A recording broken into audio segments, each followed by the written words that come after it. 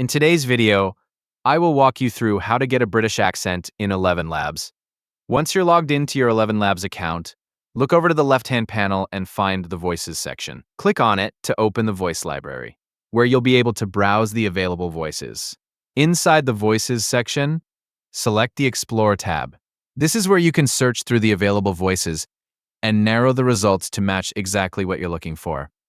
Next, click the Filters button. This opens the available filtering options so you can refine the list of voices. Since you're looking for a British accent, choose English as the language. After selecting English, click Apply Filters. Once the filters have been applied, the list will update to display the available British voices.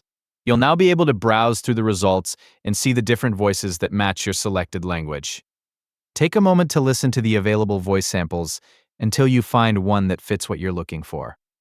Each voice has its own tone and style, so you can compare them before deciding which one you'd like to use. When you've found a voice you want to keep, look for the plus icon next to it and click it.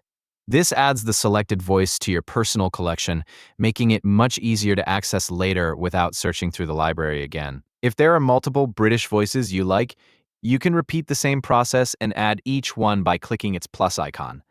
This lets you build a collection of voices that you can switch between whenever you need them.